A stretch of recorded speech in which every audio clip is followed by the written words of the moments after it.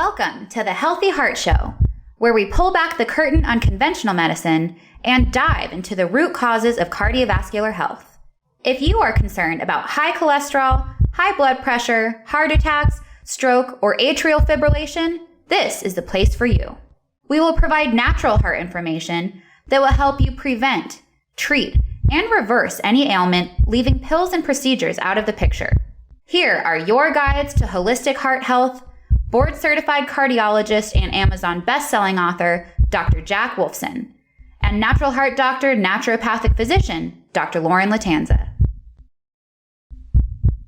Hello, all, and welcome to a special Q&A edition of the Healthy Heart Show with myself, Dr. Lauren Lattanza, and board-certified cardiologist, Dr. Jack Wolfson. We are always looking to get you to your 100-year heart with health and longevity at its focus, trying to get you staying and feeling your best. We wanted to talk today about one of the major conditions that bring people into our office and into our care, and that is high cholesterol. So we see a lot of it here, and we have a different approach than you might find from a conventional standpoint. So we wanted to dig into some of the frequently asked questions that we get with none other than our own board-certified cardiologist, Dr. Jack Wolfson. Welcome. Thank you so much, Dr. Lauren Lattanza. It's great to again be talking about this. So many people come in with and they're told high cholesterol, and really it's how do we know if it's high? How do we know it's low? What's high? What's low? What we're trying to find is the perfect cholesterol for each individual person. And if people have abnormal cholesterol, abnormal lipids, I like to refer to that as a dyslipidemia, as opposed to high cholesterol. Again, so dyslipidemia, meaning there's abnormal lipids. And then, as you know, and of course, all of our listeners know, over here at Natural Heart Doctor, we are doctors of cause. If somebody has abnormal lipids, we want to find out why and fix the why. And let's try and avoid pharmaceuticals, going forward as it pertains to cholesterol. I think essentially they're useless. And there are much better ways. So again, excited to talk about this with you. Right, and cholesterol is such a foundational component of our bodies. So maybe you can just give a little background about what is cholesterol and why is it so essential for us? Yeah, cholesterol is so important, and it's in humans. It is in human breast milk. It is important, and that's why it's inside of eggs, because that's how a chicken comes to life, by eating its, and consuming the yolk to form its body, including high amounts of cholesterol, again, which is why cholesterol is inside of eggs. Cholesterol is inside of all animal and seafood products, foods. And again, cholesterol is that important. It helps to build our brains are loaded with cholesterol. The brains of the cell, called the cell membrane, is loaded with cholesterol. All of our hormones, specifically the sex hormones, aldosterone, cortisol, they all are predicated on the cholesterol molecule. Cholesterol is critical for our digestion, as the liver makes cholesterol, puts it into the gallbladder to be used to make bile, to emulsify fats and help us digest our food. And I guess last but not least for this conversation is that cholesterol is coursing through the skin, the blood vessels of the skin. Sunshine hits the skin, turns that cholesterol into vitamin D. So oftentimes, and we'll talk about this later when we talk about kind of our therapies to find your perfect cholesterol levels, is that high cholesterol can be determined to be from a sunshine deficiency, or what I would call a sunshine deficiency syndrome. So as vitamin D levels go up from sun exposure, cholesterol levels go down. And in many cases, that's a good thing. So we know that it is essentially a component of every cell in our body. It's in our GI, it's in our skin. I mean, it's just truly head to toe. So why does it get such a bad rep? Well, I think cholesterol gets a bad rep really because the pharmaceutical companies armed the doctors the language to say that cholesterol is bad. Marketing from pharmaceutical companies to sell their pharmaceuticals essentially make us think that cholesterol is bad. So if you ask the average person, or sometimes when I'm speaking in this kind of format, so this is a perfect opportunity for all the listeners when I say the word cholesterol, what jumps to your mind? What's the first thing you think of in that word association?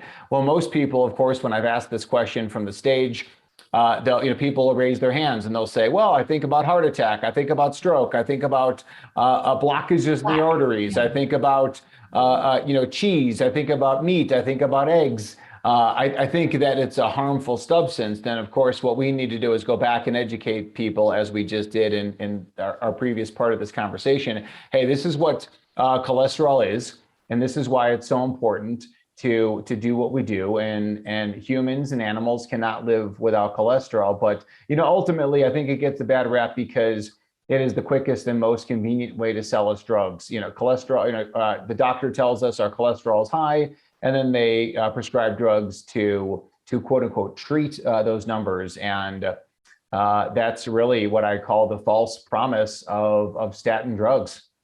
Yeah.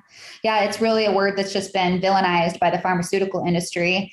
And they've got a really effective solution at bringing those numbers down. But unless you really know, do you need to bring those numbers down? Do you want to bring those numbers down? It's a decision that needs to be made, an educated decision that should be made. Well, let me ask you, is that, you're much closer to your medical training than I am. When you were going through naturopathic medical school, kind of what was your training on that? Obviously I would assume you guys weren't pushing statin drugs on everybody. So what was the company line or the school line about cholesterol for you all? Yeah, and so we, just as in any other class, we would learn the physiology about it, and then we would jump into how and why we would treat somebody with XYZ or condition. So it was really jumping from the physiology of understanding that the cellular membrane of essentially every cell is made up of cholesterol molecules. So then we jump into, our cardiology class of why would we want to decrease that? Why do we really need to? And then, learning about the HMG-CoA reductase and everything downstream. So the statin drugs are an HMG-CoA reductase inhibitor, which we'll get a little bit more into the statins and so on. But if you're bringing those down, then you're really inhibiting an entire downstream effect of things that are beneficial and necessary for everything in your body. So no, we were not taught to utilize these drugs, but we were aware of these things that were impacting, the cellular levels, the blood levels of the different molecules, and kind of with a newer science approach to what is actually harmful and what's beneficial, and the certain kinds of these molecules that we want to keep on the lower end.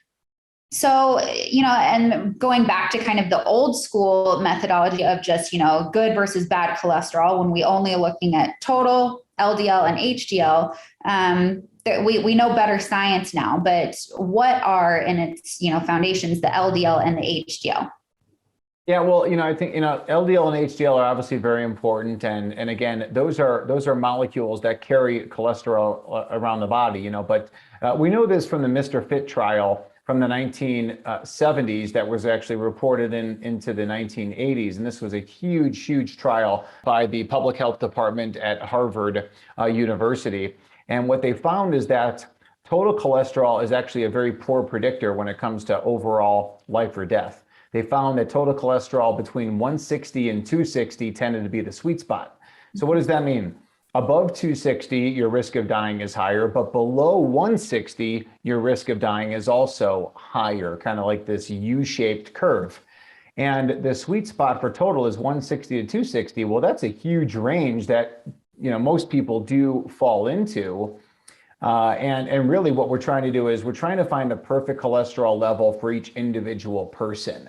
So again, when we talk about our therapies and our ideas of eat well, live well, think well, we find that, by doing that, you tend to get close to the perfect cholesterol level for you. Or if you were walking around planet Earth 5,000, 10,000 years ago, what would your total cholesterol levels be in order for you to get the job done in the body, right? So if you need a certain amount of cholesterol for your brain, for your hormones, for your digestion, for your vitamin D, as an antioxidant, all these other things, part of the immune system that cholesterol does, then again, it's about finding the perfect cholesterol for each individual. But, to answer your question again, LDL and HDL, they have a purpose.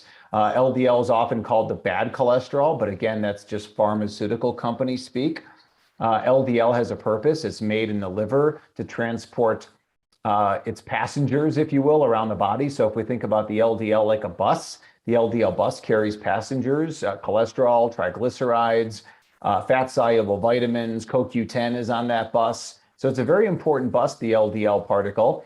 And then also, the HDL particle, of course, is very important as well, which is why all mammals have HDLs. And HDL serves in many different roles, not only in removing excess cholesterol from areas where it's no longer needed, but HDL is also part of the immune system. HDL influences insulin secretion and blood sugar control. So again, there's no such thing as far as like the bad and the good LDL or HDL, but clearly as we talk further, we'll find out more about what are the bad LDLs, and for that matter, what are the bad HDLs, and then of course, what can we do about it?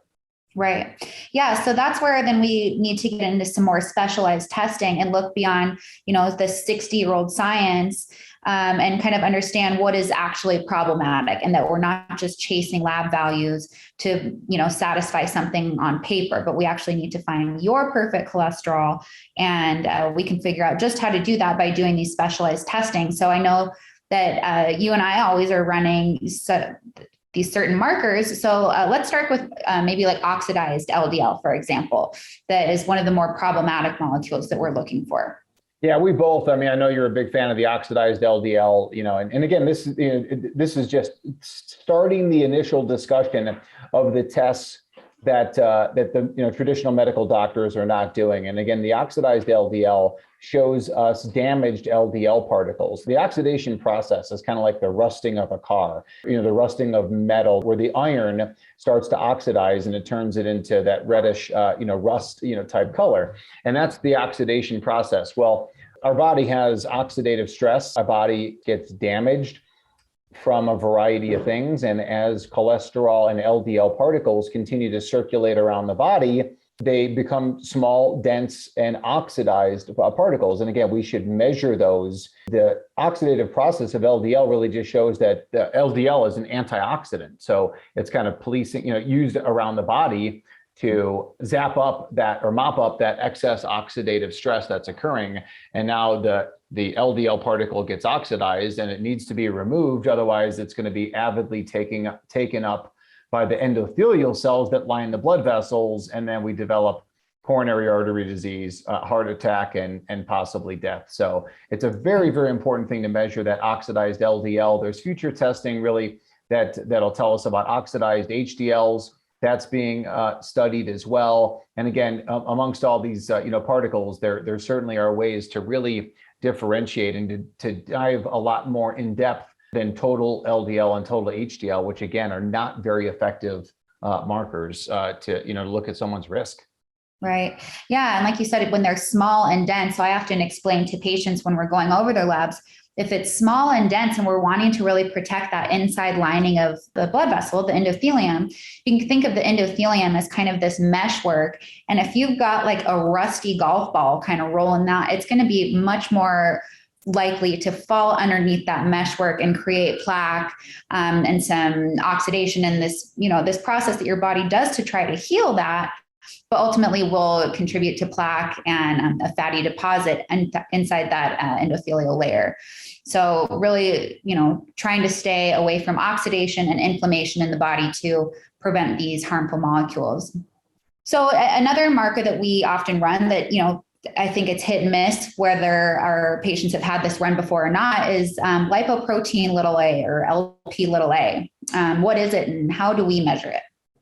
Yeah, LP little a again is something that most people are not aware of, even after they've had a heart attack. But it tends to be a causative factor in a large amount of heart attack victims, and it is a genetic abnormality leads to the increased production of this particular protein called LP little a, and it's kind of like it's an LDL particle. I like to think of it as like an LDL particle with razor blades. It really just does so much damage to the blood vessels. It interferes with the normal clotting system of the body.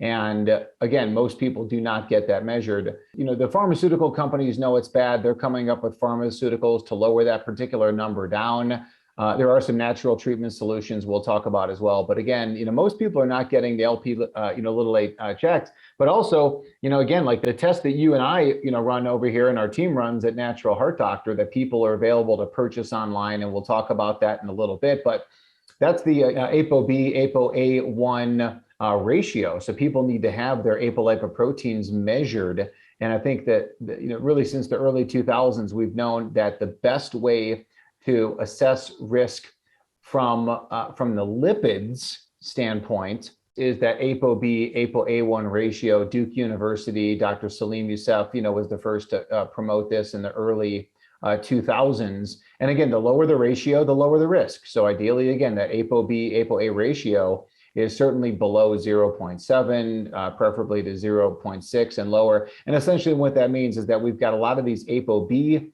particles that are the LDLs and HDLs. We don't want a lot of those, but we do want a lot of the ApoA particles, which essentially gives us a good estimate of the HDLs and also HDL function. So we want to check those different things. Love the ApoB, ApoA1 ratio, and also, of course, checking LP little a.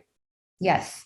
Yeah. The mnemonic I always used to remember that in med school was B for bad, A1 is like good. So you can kind of remember it like that. And these are not, specialty testing. Your doctor can run them. They just often choose not to.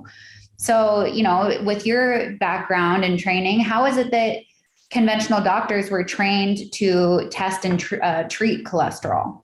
Unfortunately, we're not trained about the cause of why people have abnormal cholesterol levels. And again, it comes down to eat well, live well, think well. That leads to a lot of those abnormalities. We're told cholesterol is bad, so now we just want to prescribe a pharmaceutical to lower the cholesterol numbers down. And classically, back in the 1960s and 70s, there were certain things that were used for that endeavor. But starting really since the discovery in 1976 from yeast molecule that could inhibit the HMG-CoA reductase enzyme, and therefore stop the production of cholesterol, that morphed into lovastatin, which was the first approved statin drug. The brand name at the time was called Mevacor. This was released by Merck Pharmaceuticals, and of course, it led to billions and billions of dollars of sales of Mevacor. Unfortunately, it's just, patients just aren't getting the results of what they need. Again, we'll talk about that, in a few minutes as far as, what do the statins do? What do they not do? There are some other pharmaceuticals, Zetia, for example, or ezetimibe is used. And again, the data on the benefits of Zetia, ezetimibe are very, very limited. PCSK9 inhibitors are the injectable form for cholesterol reduction, and data from their release back in 2018, New England Journal of Medicine showed that although there was a dramatic reduction in cholesterol levels and lipid levels, it actually turned out that more people died in the PCSK9 group than in the placebo group. So I think we really need to be careful when we use artificial means to lower numbers down. I think it's a problem. Right. Yeah. And really, there's kind of the baseline of the pharmaceutical options. It's statins or these PCSK9 inhibitors. And unless I'm mistaken, that's kind of like their only options. And there are a lot of associated risks and side effects with those drugs, like you said, with the study that found increased risk of mortality. But also with statins, I know that you hear a lot of it, just like I do, about these patients that have been prescribed statin drugs and have numerous side effects. So what are some of the side effects that you hear that patients come to you with? Yeah, again, the statin drugs, and they get that name because the generic name always ends in statin. So atorvastatin, simvastatin, we mentioned lovastatin, rosuvastatin. There was one called ceruvastatin, CERU, and that was actually, the brand name was Baycol by the Bayer Corporation. And that was released by the FDA onto the market in the late 1990s and then subsequently pulled a couple of years later in 2001, when there were many reports of life-threatening rhabdomyolysis or muscle damage and even deaths related to Baycol. So that particular statin was pulled from the market. So all these different statins, again, they keep coming up with stronger and stronger ones. It is a phenomenally lucrative industry. I don't know if you knew this, Lipitor is the single highest selling drug, revenue generating drug of all time. It has sold hundreds of billions of dollars, of that particular product alone over time. It's just been an absolute amazing cash cow for Pfizer. But, ultimately, yeah, there's a lot of risks. There's a lot of reports out there, like I said, of muscle damage, of liver damage, of kidney damage, of brain issues that people have, hormonal issues that people have.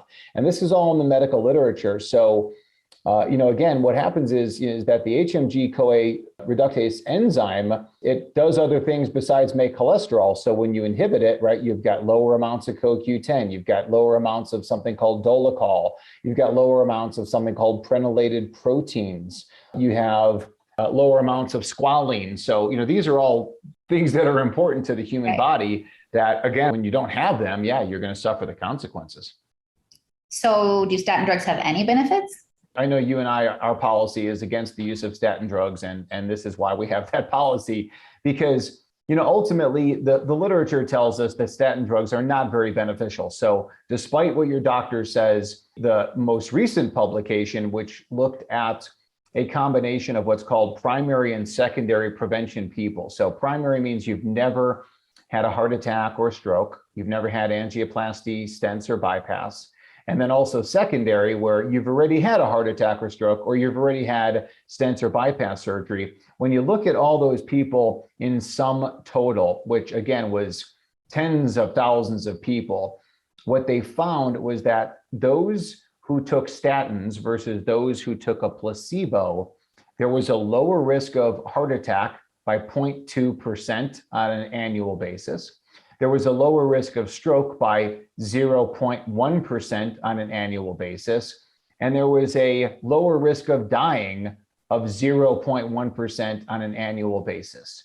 So if you're listening to this, would you want to take a statin drug, knowing the possible side effects and knowing the very limited benefits that are reported in the medical literature? Now, we could also get very cynical about this and say, well, those who fund the studies write the studies and therefore get to determine the results. But I guess, let me ask you, Dr. Lauren, you would think that if you were getting paid to even make up fake data, you would make up better data than what this shows, right? It's just not impressive.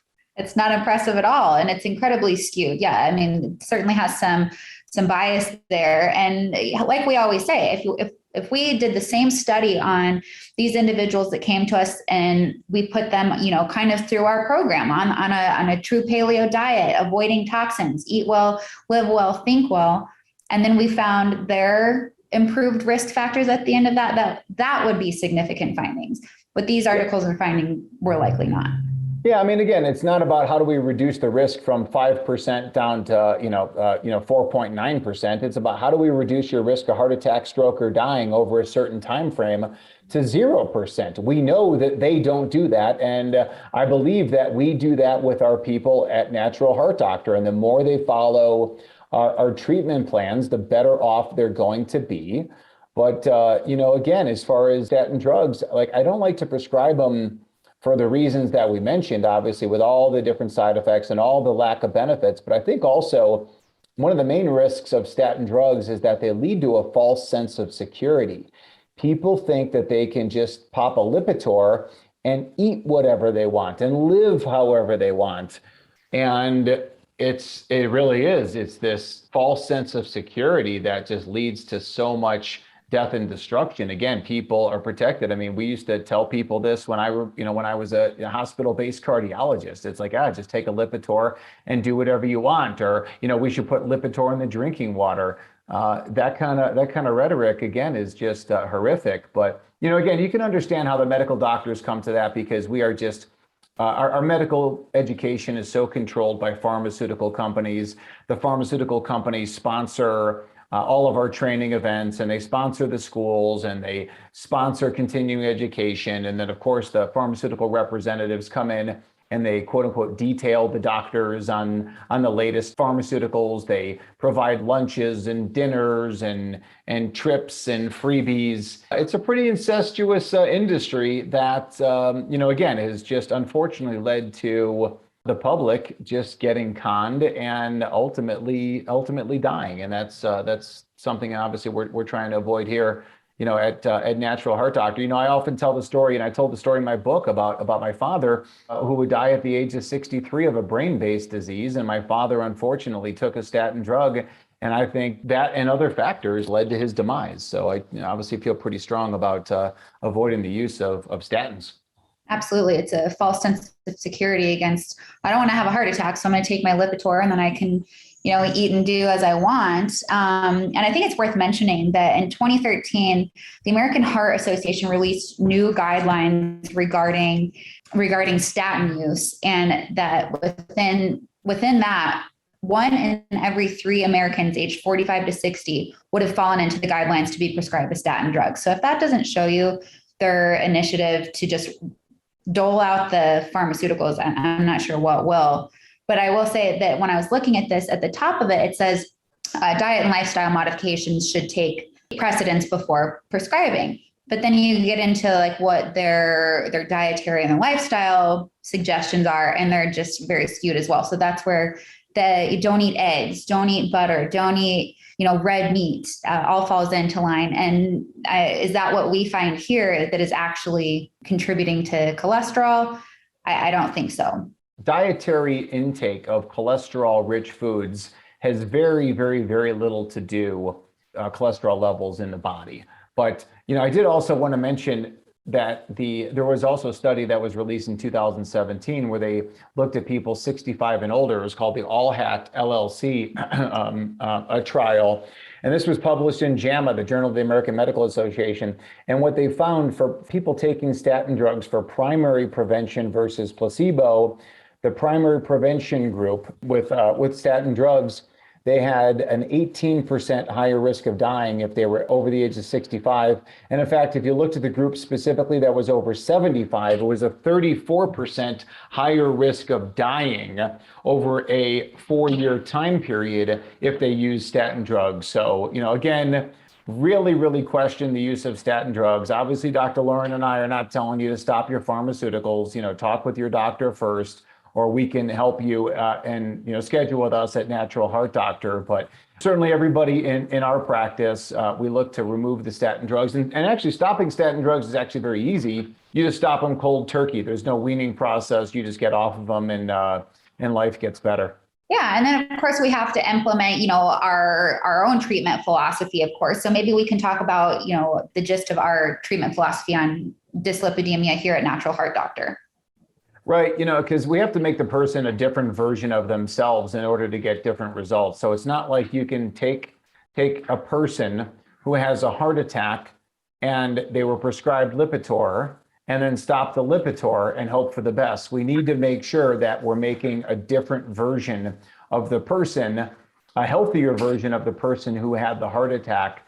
And that's the ultimate strategy at Natural Heart Doctor. And that's how we came up with that whole kind of treatment philosophy of eat well, live well, and think well. And when we do those kind of 3 pillars, and then we also add in the test, don't guess. So we do the most advanced cardiovascular and metabolic testing in the world.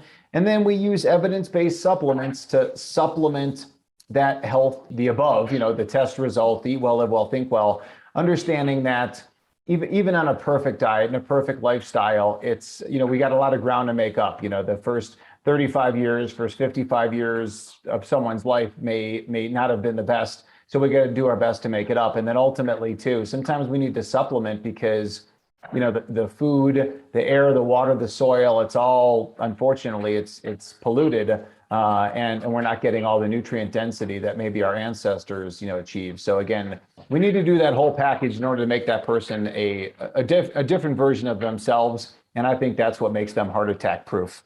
Yeah. And decreasing overall risk, like you said, not just to make, a 0.1% change on a graph, but really improving their lifespan overall, getting to their 100-year heart because like we say, eat well, live well, think well. It's, of course, dietary strategies, and it's not usually the saturated fats that, often are condoned as the contributing factor for dyslipidemia.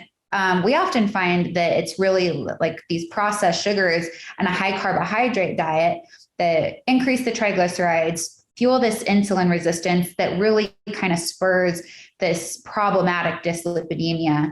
So we have to get to the bottom of that. We have to, live and think well, because increased stress and a poor stress response and a constant sympathetic activation really contributes to dyslipidemia and increased cardiovascular risk as well. So we have to break it down piece by piece. And that's why holistic medicine is, so incredible for this and so many symptoms that we see here at Natural Heart Doctor.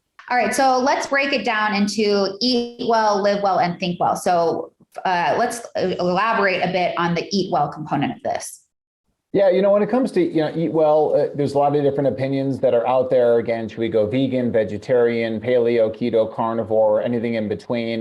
Listen, I wrote the book, The Paleo Cardiologist, Eating Hunter-Gatherer Foods, free-range grass-fed animal products, again, with the organs preferably in there. Eating wild seafood, of course, is probably the healthiest food on the planet.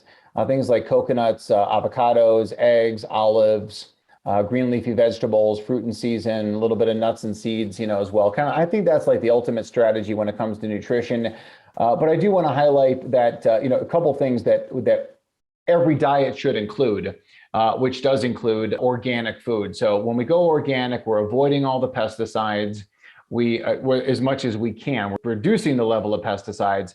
Pesticides are proven to increase cardiovascular risk. Pesticides damage the gut microbiome. So again, no matter what diet you follow, please make it organic. And then we are always, also gluten-free. Like Jack Wolfson, my family, we never, ever eat gluten. We'll talk about this in the testing section, but again, we test people for leaky gut equals leaky heart, and a lot of leaky gut stems from gluten consumption. So we want to avoid that as well. But we've got a lot of other documents that talk about our dietary philosophy and the way that we follow things. And again, I think that when you eat well, that helps you find the perfect cholesterol levels for you in your body. But again, please don't be afraid to eat cholesterol-rich foods like eggs, like liver, even raw dairy. I think that there's a time and a place for raw dairy, which is loaded with cholesterol, right? That's how cows feed the brains of their babies, and how humans and monkeys and gorillas and giraffes nurse their young as well with cholesterol-rich foods. Yeah, so these cholesterol-rich foods are actually not the problem. So what are some of the really problematic foods to avoid in the case of high cholesterol or dyslipidemia as a whole? Well, I think, once again, it's like, avoiding the pesticide produce, if you will, avoiding conventional factory farmed meats, farm-raised seafoods. And I think also, certainly high sugar is clearly a problem. High sugar, as you mentioned before, increases triglycerides. The higher the triglycerides, the higher the risk of heart attack, stroke, and dying. The artificial foods, artificial colors, artificial flavors, artificial sweeteners are always to be avoided as well. And then ultimately, again, it's just, these foods are not really fit for human consumption. Humans never consumed a large amount of grain, such as wheat, barley, and rye. They never consumed a large amount of corn or soy. So these are not hunter-gatherer foods. I think that, again, they should be extremely limited. In the case of gluten-containing foods, I think they should be avoided. And we've got the testing to prove it to people, as we do our test, don't guess philosophy. Exactly. All right, so let's break down live well. Yeah, so we came up with the idea of live well to kind of be like this bigger umbrella term. And by the way, out of the eat well, live well, think well, none of them are more important than the other. So again, as we talk about in the live well category, the critical nature of sunshine. And therefore, is sunshine more important than food? It may be, and some medical authorities believe that to be the case. Sunshine, as we talked about previously, hits the skin, turns cholesterol coursing through the vessels of the skin, turns that into vitamin D. We know that people with the highest levels of vitamin D have the lowest risk of everything. So we want to do strategies that again, increase vitamin D, and we do that ultimately from sunshine exposure. So, and you and I have talked about this before. Again, our skin is more than just for aesthetics. It's more than just for keeping the bag of bones together. The skin is a solar panel. And the more we get our solar panel in the sunshine, the better our health is going to be. So that's one tenet of Live Well. Sleep obviously is critically important. We go to sleep with the sun down. We wake up before the sunrise. People who get 8 hours, between 9 hours of sleep, again, they live longer, less heart attack risk, less stroke risk, better cholesterol levels. So embrace that as well. In the Live Well category, avoiding environmental toxins and pollutants, pesticides, phthalates, parabens, PVCs, VOCs, plastics, and mold mycotoxins. So, those things, of course, play a role. Inside of Live Well is physical activity. So the more physically active, everybody knows that the word of like exercise, has an impact on lipid levels as well, raises HDL, for example. So I don't like to use the term exercise too much because that makes me think about, somebody at the gym or on the treadmill. I like, physical activity, going outside, walking, hiking, biking, stand-up paddleboarding, kayaking, being outside in nature, which really is as a, kind of like a dual role in the sense that, yes, you're physically active and you're outside in nature and you're in the light, which is all very good. And then also part of that Live Well philosophy is going to be making sure you're under the care of a doctor of chiropractic for maybe something known as like spinal hygiene. So chiropractic care is very important.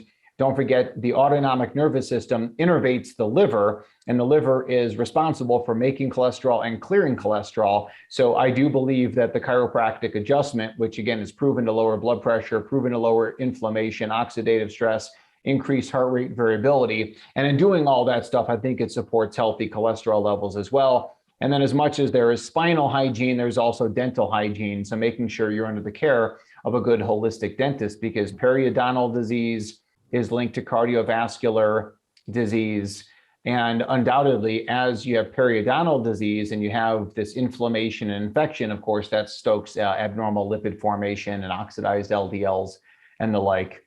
So that's that big umbrella about Live Well. So you can see how people have a lot of opportunities to make a lot of changes that'll positively impact their cholesterol and lipid profile without the statin drugs. Especially those higher risk, like the small and dense and the oxidized, because, if you're not living well, you're exposing yourself to all these pesticides, other environmental toxins that can otherwise contribute to a vast amount of oxidation in the body. Of course, not smoking. I think the majority of our listeners already know to not smoke, but just kind of throwing that in there with the Live Well is very, very important for bringing down oxidation in the system. And then, the final kind of pillar of this, bar stool, like you said, the 3 pillars of this bar stool that are all equally important. Think well. So let's break down Think Well and why managing stress and, mental well-being is so critical for this. The Healthy Heart Show will be right back after we take this quick break to hear from our sponsor. Would you like to drink great tasting coffee that's also good for your heart health? Cardiology Coffee is your answer. This 5-star rated coffee is delicious. It's a gourmet coffee that begins with whole organic beans, hand-selected and carefully roasted. It's tested and certified to be free of pesticides, mold, and other toxins. Cardiology Coffee is great for your heart, and you're going to love how it tastes. Order now online at cardiologycoffee.com. Now back to the Healthy Heart Show. Yeah, Think Well, really comes up, from the premise of, and this was chapter 5 of my book, and chapter 5 was titled One Nation Under Prozac, just really to highlight that the answer, of course, is not Prozac, but understanding that anger, anxiety, stress, depression, social isolation, all these things markedly increase your risk of cardiovascular events. And if your body is always under stress, it's not going to do the cleansing process, the reparations that it should be doing. If your body thinks it's prehistorically, if your prehistoric body thinks it's getting chased by a tiger all the time, it's only concerned with surviving at that moment. So yeah, catecholamines, epinephrine, norepinephrine, cortisol, everything's up and high. And when your body's doing that, it's not paying attention to the appropriate policing or modification of cholesterol and LDLs and HDLs and the like. So we want to make sure that we find our happy And however that is, however you can reduce your stress levels, reduce your anger, reduce your depression. The answer is not Prozac. The answer, of course, is to find your happy naturally. And we've got the team here at Natural Heart Doctor to help support people in that as well. Absolutely. And what works for some might not work for everybody. So if you hear the term breathing exercises and you just roll your eyes and you know that that's not for you, well, there might be something else just as easily accessible that is for you. So if you don't have something that works for you already, reach out to us. That's why we're here, to get you on these pillars of eat well, live well, and think well. And then that brings us to, I think, ultimately an arguably very, very important part, which is testing and not just guessing. So let's talk about some of the testing that we do here at Natural Heart Doctor. I know we've alluded to some of these points, but overall. Yeah, I mean, scarily so. Like a lot of cardiologists and a lot of the guidelines written over the years kind of really, downplay the use of testing. Most of these doctors think, again, everybody who's had a heart attack should be on statin drugs, no matter what their cholesterol levels are. But the reality is that we can learn so much from the most in-depth testing in the world. The 1970s testing is what I call the total cholesterol, total LDLs and HDLs and triglycerides. Not a lot of information can be gained from that particular test. And again, it was popular and they came out in the 1970s when my father was starting off as a cardiologist. But in the 21st century, we have so much more advanced stuff that you and I order every single day on our patients and clients. With this, we talked about before, the ApoB, ApoA ratio. You have to have that measured. You want to know about LP little a and check that number. You want to know about all the markers of inflammation and oxidative stress. You want to know about vitamin D, and you want to know about homocysteine, intracellular vitamins and minerals, and glutathiones and CoQ10s. You want to know, like we talked about leaky gut. Leaky gut equals leaky heart. So do you have leaky gut? Do you have gluten and wheat sensitivity? And then also the what we call the triple toxin test. So looking at urine for metals, mold mycotoxins, and over 40 different environmental toxins. That's really just the start of what we do at Natural Heart Doctor. The 6 tests that I just kind of threw all in there quickly, that's what we call level 2 testing. And then we go beyond that as well, level 3 and level 4 testing as it pertains to total cardiovascular health. But again, you mentioned this too before. Every lab testing company, whether it's LabCorp, Quest, Cleveland Heart Lab, Boston Heart Lab, whoever you're using can check and should check for the ApoB lipoprotein, ApoA lipoprotein, LP little a. These are markers that any doctor, can check and should check, and you better know your numbers. Yeah. Unfortunately, it's just that, we get this standard, 50-year-old lipid panel, and that's all that patients have to go on. And then they get their prescription and they go on. So we need to do more in-depth testing. We need to figure out, is there oxidation, inflammation, and then furthermore, where that's coming from in your life, so that we can undo that damage and not allow it to continue accumulating. So, we can identify the source of these things. We can work to avoid it in our lives. We can eat well, live well, think well, but sometimes we do still need to bring on some supplements. There is some evidence of some, naturally occurring supplements out there. So what are some of your favorites? I know that we share kind of our top list. So let's go through these. Yeah, well, I know you and I are both big fans of berberine, and berberine has been studied by the Asians for 75 years. There's thousands of studies at pubmed.gov, which is the government database that houses all these studies. And berberine is very, very effective for the modification of the lipid panel to lower LDL particles, raise HDL particles, lower triglycerides down, and even has some impact on LP little a as well. So if we're looking to get rid of the ApoBs, increase ApoAs, berberine's great. One of the many, many, many ways that berberine influences enzymes of the body is that it actually increases the amount of LDL receptors on the liver. So the catcher's mitts on the liver that pulls used up in old LDL particles out of circulation. That's one of the things berberine does. That's very similar to the mechanism of PCSK9 inhibitors, but you don't have to spend all the money on PCSK9 when you can just take a natural substance like berberine. Berberine, of course, does not work as strongly as PCSK9,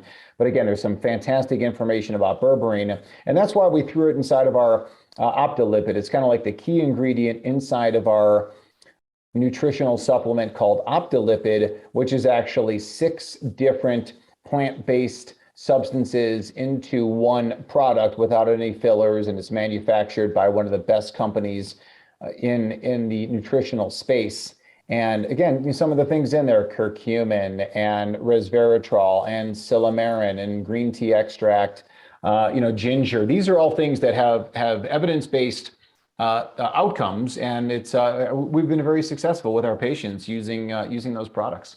Yeah, I mean, like you said, so 6 ingredients, and they're all just such heavy hitters. And if we're looking at the literature and the downstream benefits of inflammation, anti-aging, cholesterol, blood pressure, like the findings are truly limitless. And I've said it once, and I'll say it again: Optilipid is probably one of my favorite supplements that we carry here, because pretty much everybody can benefit from it. So if you're on the market for a kind of like all-encompassing type of supplement, that's usually my go-to. But of course, there are some others, so we won't skip those. But like the components of daily defense. So we like to kind of bring some things that have multiple benefits. So like daily defense has that little bit of psyllium husk and some other anti-inflammatory components. So maybe you can talk about the daily defense powder. Yeah, Daily Defense was created, number one, to be a delicious way to start your day. But number two, in really, I guess what would be number one, because it is so important, that it does contain New Zealand grass-fed whey protein, which helps to heal the leaky gut, which helps to boost glutathione, which is always a good thing to reduce that oxidative stress and clear out those oxidized LDL particles. In addition, it's got phase 1 and phase 2 liver detoxifiers, so things that are really known to support good liver function. And if we have good liver function, again, that's how we make those LDL receptors. We clear the old particles out of the circulation. And then we also have the phase 3 products in there as well, those binders, as you mentioned, the organic psyllium husk, the inulin, the flaxseed that is there to bind up cholesterol that's actually secreted into the gut, and instead of it being reabsorbed, these binders will bind that excess cholesterol, and then we'll poop it out the other side and get great results. So, Daily Defense, I think, is really just a fantastic product. It pairs so well with Optilipid as far as the things that it does for oxidative stress, for inflammation, for lipids, so on and so forth. It's really great combination there. And then I think that the studies, are emerging about how important it is to properly detox, on a daily basis. So of course, daily defense, and your liver is what's manufacturing the cholesterol. So we have to make sure that your liver is in good standings, like you said, with all of those phases of the detox pathway. But then that brings us to maybe the gut sort of supplements. So these like some probiotics. So let's talk about the heart helpers and why that actually circles back and is beneficial for cholesterol levels. Yeah, probiotics have been known to be good for lipids and for inflammation for many, many years. And so probiotics are just the bacteria that will colonize your gut and really just restore the health of the gut, improves the immune system, improves leaky gut. These good bacteria help to promote what's called short-chain fatty acids like butyric acid, which helps to nourish the colonic cells, again, to help the healing and the inflammation that exists in so many people's colons. People are deficient in these good bacteria because of years of antibiotic use, of fluoride and chlorine in the drinking water. Again, it's just so many things, and then, mentioning the pesticides as well. So many things are stacked up against us to destroy our gut microbiome. So that's why we formulated Heart Helpers, with 10 different strains of beneficial bacteria that are proven to support the cardiovascular system and more. And then it's a 25 billion capsule. It doesn't need to be refrigerated. It's in a nitrogen purged blister pack to maintain the integrity of Heart Helpers. One of our best sellers, and really just something that's just so foundational to people. And I know you as well as I do, it's kind of like everybody could benefit from Heart Helpers. Everybody can benefit from Daily Defense. And really everyone can benefit from Optilipid and the ingredients that are in there, because not only does it optimize lipids, but it helps to optimize blood sugar and inflammation and brain health and anti-aging properties, anti-infective properties as well against viruses, bacteria, parasites. lots of good stuff there. Yeah, now that I think about it, these first three that we have mentioned are things that I use daily and things that I have both of my parents, because my mom likes to be like, well, what should I take? And these top three that we've mentioned, the Optilipid, the Daily Defense, and the Heart Helpers, are just really kind of easy go-tos to maintain adequate intestinal nutrition and cardiovascular, liver health. So there are just some really kind of heavy hitters. So what about some niacin? So a form of vitamin B3, but time-release niacin more specifically. What are some of the findings that we have on niacin, and why would we implement this? Yeah, time-release niacin is really a fantastic supplement. We've known this really since the 1980s as well, through the Coronary Drug Project, that people who were randomized to take niacin lived longer. Which is very exciting news. Niacin helps to boost up HDL and ApoA particles. Niacin helps to reduce Lp(a). It's get the most evidence of any supplement to reduce Lpa. Niacin also has data on erectile function as well. So from the men out there, they get that extra bonus from taking niacin for erectile function. And niacin, again, it does have some side effects in the sense of flushing type of feeling, almost like like your skin is kind of itching and burning. That's why we recommend taking the capsule with dinner. Oftentimes, people just need one 500 milligram capsule to get the results, but that's really where time-release niacin fits in well. It really helps to modify that ratio. So I do like niacin. A few years ago, there was a study published that mainstream media took a hold of, saying niacin was bad. But the problem was it was a study that was done on people that everybody was on a statin drug. And then also the niacin users also received another drug that helped to prevent the flushing. And because the results were negative, then they condemned the niacin, when maybe the problem was A, the statin, and B, the pharmaceutical that was added to prevent the flushing. So again, the Coronary Drug Project, I think, is a fantastic study that really highlights the benefits of time-release niacin. So I think it's definitely part of our toolbox as we try and help supplement the healthy lifestyle. There's also been some studies, so patients that have tried taking time-release niacin and still have that uncomfortable flushing. Pectin from apples is actually known to suppress that flushing feeling. So have some apples with your dinner and throw that in the mix as well. And I think an apple a day is an okay thing to add to any routine. And something that, the research is there to an extent. And I think a lot of people give it maybe a little, touted a little bit more benefit than you or I have found. But what do we think about bergamot in the mix of dyslipidemia? Yeah, you're right. You and I both know we get people who come in asking about bergamot. Some supplement manufacturers come in and kind of talk to us about bergamot and are really enthusiastic about the use. And there's a few studies that show that there is benefit of bergamot, but I've never really been impressed clinically in our patients. So I really, it's not something that I'm against. It's just not something I use very often when it comes to really for any indication. And I think we have a lot more tools in our toolbox to use for lipid than bergamot. So just not a big fan. I agree. And then on that note, red yeast rice, like you mentioned, that it really just kind of turned into, it is a statin.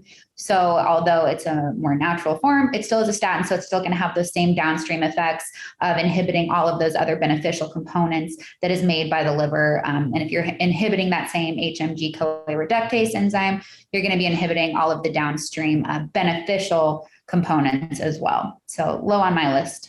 Yeah, I think the only time I use red yeast rice, and I think you'll probably agree, are for those people with familial hyperlipidemia. Right. So those are the people with, again, total cholesterol levels, 350, 400, 450, people who are sky high. And there's not many people who are like that.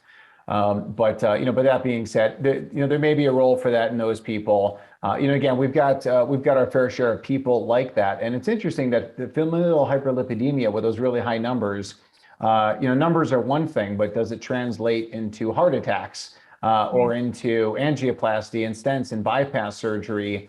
And it really appears to be more relegated to men. Men with that familial hyperlipidemia, they seem to suffer cardiovascular events much more so than women. But even that being said, again, I don't think there's a role for statin drugs, but I do think we can use red yeast rice in some of those people and see how it works. And again, if it works, we stick with it. If it doesn't, then we get rid of it.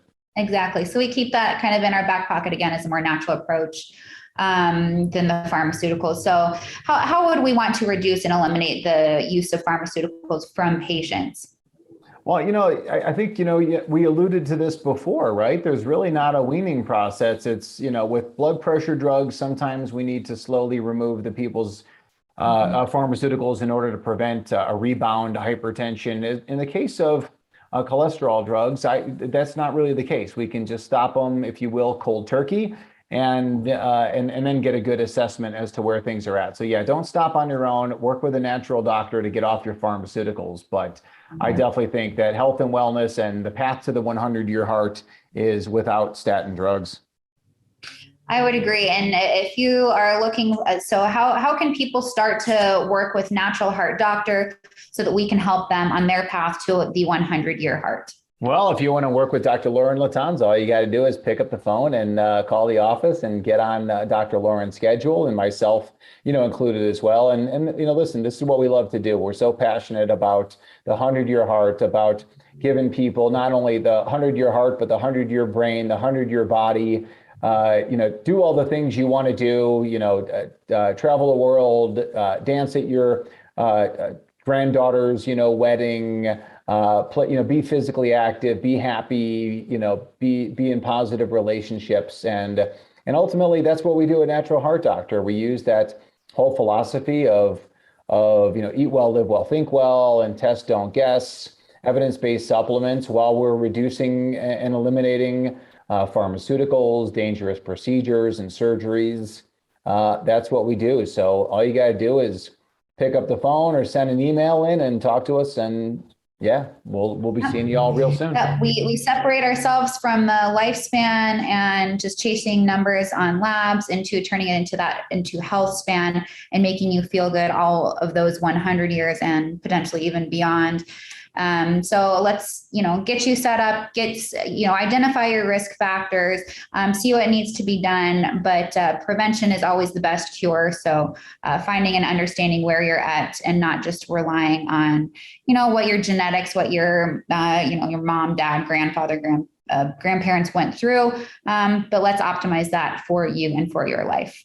Yeah, definitely. We don't want to blame things on genetics again. Like people love to use genetics as kind of like that cop-out thing. And, the reality is that our genetics are pretty much perfect until man-made lifestyle and man-made toxins and poisons trigger our genetics to do bad things. So don't blame it on the genes, blame it on the food, blame it on the lifestyle, fix those things up. And that's the path to your 100-year heart. Yep. All right. Well, you heard it here. We can do better, and we will get you to your 100-year heart. Thank you so much for listening. Thank you for your questions. And thank you, Dr. Jack Wolfson, for your well thought out answers. We appreciate you. Oh, thank you so much, Dr. Lauren. Appreciate you. And again, you and I together and the team at Natural Heart Doctor, getting everyone on their path to where they need to go and really making a positive influence in the world. So again, I appreciate you and all your help here and getting this message out there to the world. Thank you. Thank you. That does it for today's episode. Thanks so much for listening to the Healthy Heart Show. Please help us get the word out by liking and subscribing to our podcast and our Facebook page, Natural Heart Doctor. Please show support for our podcast sponsor, Cardiology Coffee, your resource for organic, antioxidant-rich, mold and pesticide-free coffee shipped straight to your door. Learn more by adding @Cardiology Coffee on Instagram and visiting cardiologycoffee.com. This podcast provides materials for information and educational purposes only and should not be considered medical advice. We encourage you to contact your physician for any of the health issues discussed here.